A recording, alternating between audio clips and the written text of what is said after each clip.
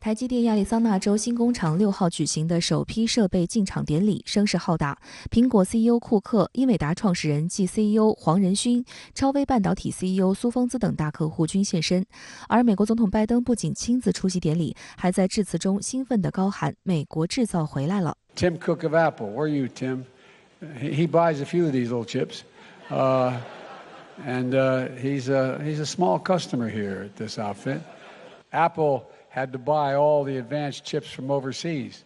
Now they're going to bring more of their supply chain here home. It could be a game changer. Where is it written that America can't lead the world once again in manufacturing? I don't know where that's written, and we're proving it can. 2年前，台积电在特朗普政府的敦促下，宣布在美国亚利桑那州投资设厂，投资120亿美元，原计划生产5纳米芯片，但在美国客户的要求下，升级为4纳米工艺，并将于2024年量产。台积电创始人张忠谋近期又证实，将在凤凰城的另一端再建一个晶圆厂，用于生产最为先进的3纳米制程，预计将在2026年到位。这使得台积电赴美投资总额从120亿增加至400亿美元。And today, TSMC has announced a second major investment.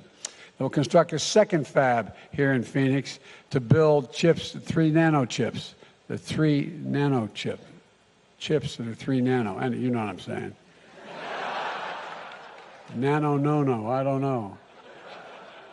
But look, these are the most advanced semiconductor chips on the planet. All told, TSMC is investing $40 billion here in Arizona, the largest foreign investment in the history of this state. Over 10,000 construction jobs and 10,000 high-tech jobs will be created. 路透社当天以拜登鼓吹台积电在亚利桑那的工厂是美国一大胜利为题报道称，对于美国而言，将先进制程晶圆厂纳入美国本土对供应链的韧性有无与伦比的重要性，因为许多先进创新科技都必须依赖先进半导体。更重要的是，美国国防科技也必须要使用先进半导体制程，而这场声势浩大的移机典礼也代表着美国对复兴制造业的期望。台积电在亚利桑那州的2个工厂一旦投入生产，年产量将达60万片，满足美国国内对于先进芯片的需求。为推进亚利桑那州项目，台积电正将大量工程师派往美国厂区。据台湾商业周刊上月报道，11月初，一群台积电员工携家带眷举家搬迁飞赴美国凤凰城，第一班包机大概运送了300名员工，他们都是半导体业的关键人物。未来几个月还有6架包机，将总计逾1000名工程师与其家人陆续送至美国。由于迁移到美国的工程师数量较为庞大，甚至还有一定程度上带动了当地的房地产热潮。台媒在美国凤凰城内了解到，距离厂区车程不到5分钟的鹿谷，近1/3的住户都是台积电的员工和家属，他们居住的社区被称之为台积村。台媒惊讶地发现，在美国升息、全美房市下行的大环境下，凤凰城的房地产市场竟然逆势上扬。在2020年的时候呢，大概是平均大概是35万到45万美金之间。自从呢台积电这个宣布在这边设厂之后呢，平均呢已经涨到大概是55万。但有台媒爆料称，有台积电员工眷属抱怨，搬家津贴、缓冲假都比美国员工差，厂区甚至举办加班比赛，加班津贴比照台湾，员工自嘲下班到隔壁麦当劳打工，说不定薪水还比较高。对于台积电此次在美投资，岛内批评声不绝，认为美国有意在芯片制造领域去台化，台湾有被掏空的风险。有观察指出，台积电的立命之本之一是高级半导体人才，而如今数以千计的高级半导体工程师跟随3纳米制程迁往美国，无疑将造成台湾半导体史上最大人才流失。尽管豪掷400亿美金，并且投入大量专业人才，但台积电自身也对在美建厂的前景颇为保守。据美国《华尔街日报》披露，台积电上个月在给美国商务部的一封信中，反映了在美国建立生产线面临的6大问题，包括成本高、缺乏人力及联邦法规要求等。这些状况让台积电设厂的成本被迫提高。台积电在信中直言，凤凰城工厂面临一系列建设成本和项目不确定性。相比之下，在台湾建造同等级的工厂，资本密集度要比美国低得多。针对台积电提出的一系列问题，张忠谋早在今年4月出席美国智库布鲁金斯学会活动时就指出，台积电俄勒冈厂已经营运25年，深知在美生产的成本有多高，在美生产的成本比台湾高出50%，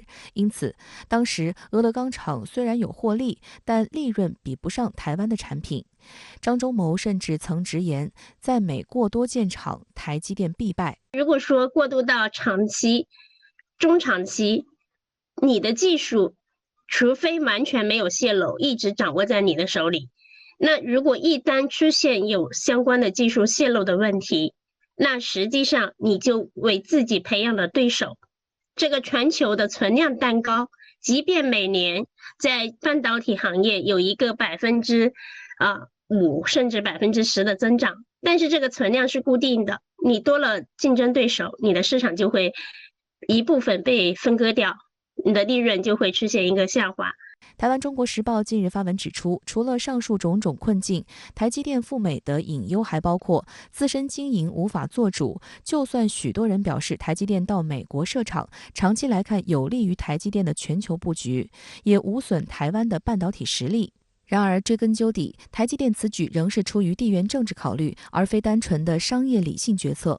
文章一针见血地点评，台湾对美国在政治与安全上的依赖，让台积电只能加入美国芯片阵营。台积电的去台化也不必然是关键技术从台湾外流美国，但所做的许多决定已非台湾所能左右。那他现在目前的严重问题是在他的工资和通胀已经形成了这个螺旋式上升的恶性循环这样的一个状态。那不仅劳动力成本高企呢，而且劳动力紧缺。那这种情况下，台积电他把研发人员搬一部分到美国可能技术人员也搬一部分过去可能，他总不能工厂的工人全部搬到美国去。那他这种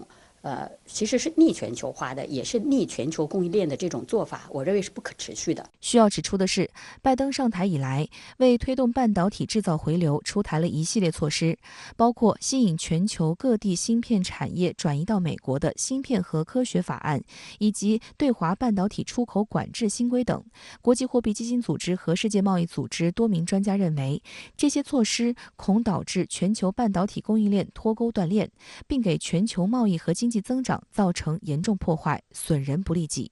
路透社日前爆出，美国会参院民主党领袖舒默原本正联合参院共和党人推出一项议案，升级对华芯片限制，计划禁止联邦机构和承包商使用中芯国际、长江存储和长兴存储3间中国芯片商的半导体产品。但由于美国商会去信表示强烈反对并施压，路透社看到的草案最新文本部分内容已放宽。中国驻美大使馆对此回应，坚决反对在任何法律加入关于中国的负面措辞。美国商会的信件也表明，随意破坏和损害供应链不符合任何人的利益。我们把产业链分为几种，一个是本土化，还有一个是近岸外包，还有友岸外包，另外就是一个公平的全球化。